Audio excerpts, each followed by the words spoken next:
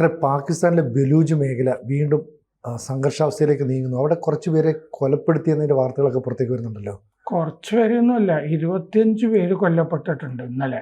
3 ആക്രമണങ്ങൾ ബലൂചിസ്ഥാനിൽ മാത്രമല്ല, ഖൈബർ പഖ്തൂൺഖ്വയിലാണ് ഒരു ആക്രമണം നടന്നിരിക്കുന്നത്. ഒരു ആക്രമണത്തിൽ 12 മണിക്കൂർ പട്ടാളവും ബലൂച്ച് പോരാളികളും തമ്മിൽ പോരാട്ടം നടന്നിട്ടുണ്ട്. അപ്പോൾ ഒരെണ്ണം ബലൂച്ച് നാഷണലിസ്റ്റ് പാർട്ടി BNPയുടെ റാലി നടക്കുന്നിടത്താണ് ഒരു ചാവേർ ആക്രമണം നടന്നത്. മറ്റൊരെണ്ണം നടന്നത്, ചാവേർ ആക്രമണം നടന്നത് ബലൂചിസ്ഥാനിൽ തന്നെ ഒരു പട്ടാള ക്യാമ്പിലാണ് നടന്നത്. മൂന്നാമത്തത് ഖൈബർ പഖ്തൂൺഖ്വയില് അർദ്ധസൈനിക ഹെഡ്ക്വാർട്ടേഴ്സിൽ പാരാമിലിറ്ററി ആസ്ഥാനത്ത് ആണ് ആക്രമണം നടന്നത്. ഒരു ദിവസം തന്നെ 3 സ്ഥലത്ത്, അല്ലേ, പാകിസ്ഥാനിൽ 3 സ്ഥലത്ത് ഭീകരാക്രമണങ്ങൾ, പോരാട്ടങ്ങൾ, ഏറ്റുമുട്ടലുകൾ. 25 പേര് കൊല്ലപ്പെടുന്നു, ധാരാളം ആളുകൾക്ക് പരിക്കേൽക്കുന്നു. ആ രാജ്യത്തിന്റെ ഇന്നത്തെ ദയനീയാവസ്ഥയുടെ, അല്ലേ, ആ സമയത്ത് മറ്റേ ആള് ഷഹബാസ് ഷെരീഫ് മറ്റേ പരേഡില്ലേ, വിക്ടറി പരേഡ്, ചൈനയിൽ വിക്ടറി പരേഡിന് ഉച്ചകോടി, ഷാങ്ഹായ് SCO ഉച്ചകോടി, അത് കഴിഞ്ഞ് വിക്ടറി പരേഡ്, അതിനൊക്കെ പോയിരിക്കുന്ന സമയത്താണ് പാകിസ്ഥാൻ വല്ലാത്ത അപകടാവസ്ഥയിലേക്ക് പോയി പതിച്ചിരിക്കുന്നത്. അപ്പോൾ ബലൂചിസ്ഥാനിലെ ഈ രാഷ്ട്രീയ റാലി ഇന്നലെ രാത്രിയോടുകൂടിയാണ് ഈ വാർത്ത 1 വരി 2 വരിയായിട്ടൊക്കെ വരാൻ തുടങ്ങിയത്, ചൊവ്വാഴ്ച വൈകിട്ട്. അപ്പോൾ ആ രാഷ്ട്രീയ റാലിയിൽ നടന്ന ആക്രമണത്തിൽ 11 പേരാണ് കൊല്ലപ്പെട്ടത്. ഈ റാലിയുടെ അവിടെയുള്ള മൈതാനത്തിലെ പാർക്കിംഗ് ഗ്രൗണ്ടിലാണ് നടന്നത്. Parking lot of stadium. ഒരു സ്റ്റേഡിയത്തിൽ രാഷ്ട്രീയ പാർട്ടിയുടെ ബലൂചിസ്ഥാൻ മറ്റേ nationalist party BNP Balochistan nationalist party BNPയുടെ റാലി നടക്കുന്ന സ്റ്റേഡിയം, ആ സ്റ്റേഡിയത്തിന്റെ പാർക്കിംഗ് ഏരിയ, അവിടെയാണ് ഒരു ചാവേർ ആക്രമണം നടന്നത്. ക്വറ്റയിൽ, ബലൂചിസ്ഥാന്റെ തലസ്ഥാനമായ ക്വറ്റയിൽ തന്നെയായിരുന്നു ഈ മൈതാനം. തെക്ക് പടിഞ്ഞാറൻ പാകിസ്ഥാനാണ് ഈ ബലൂചിസ്ഥാൻ എന്ന് പറയുന്നത്. ഒരുപാട് പ്രകൃതി വിഭവങ്ങളൊക്കെ ഉള്ള സ്ഥലം, പക്ഷെ ദരിദ്രമാണ്. സ്വയംഭരണം വേണമെന്ന് അവിടുത്തെ ജനങ്ങൾ ആവശ്യപ്പെടുന്നു. ആ പട്ടാളവും മറ്റേ ഭരണകൂടവും അവഗണിക്കുന്ന ഒരു മേഖലയായിട്ടാണ് ആ മേഖലയിലുള്ളവര്, ബലൂചിസ്ഥാൻ ലിബറേഷൻ ആർമി ഉണ്ട്, അവരൊക്കെ കരുതുന്നത്.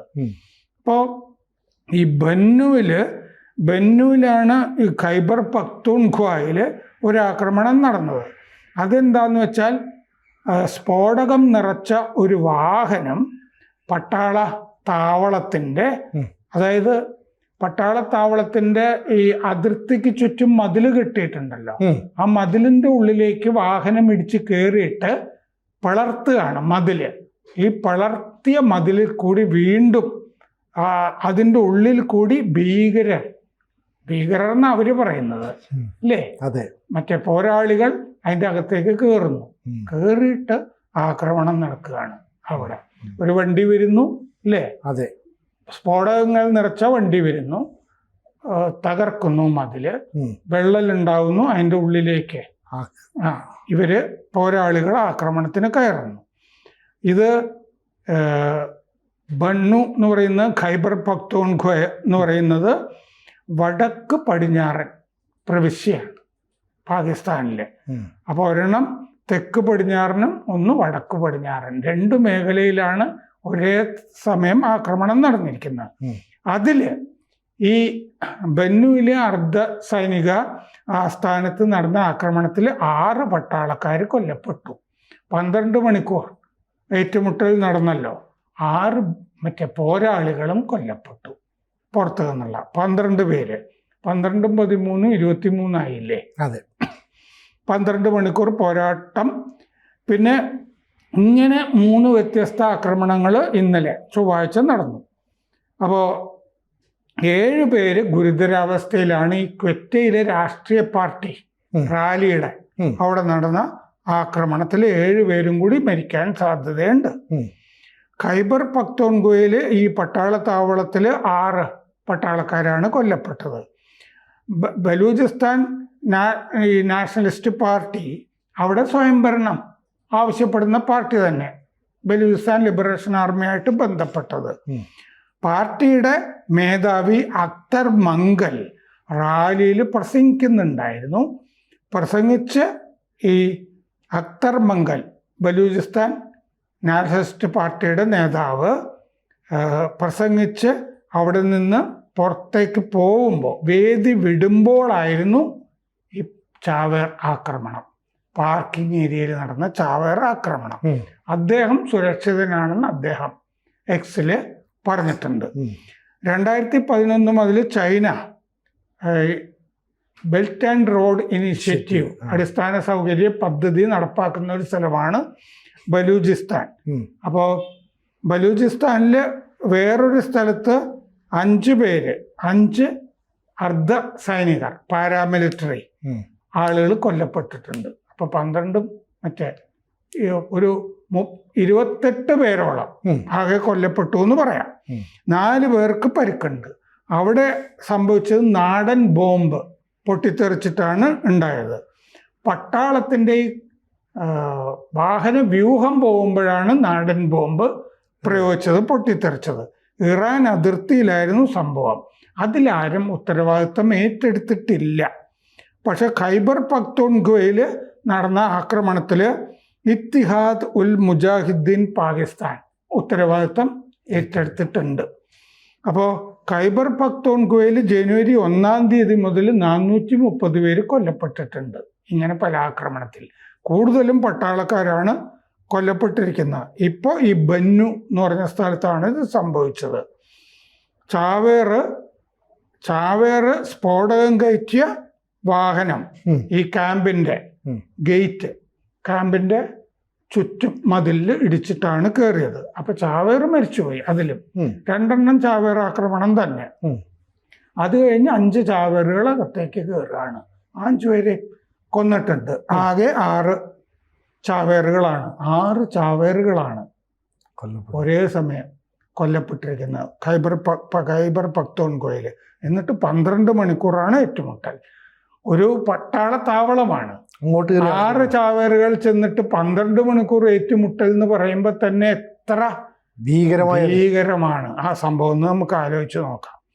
അപ്പോൾ ഇങ്ങനെയാണ് ബലൂചിസ്ഥാൻ്റെയും ഖൈബർ പക്തൂൺഖ്വ രണ്ടും കുഴപ്പം പിടിച്ച 2 പ്രവിശ്യകളാണ്.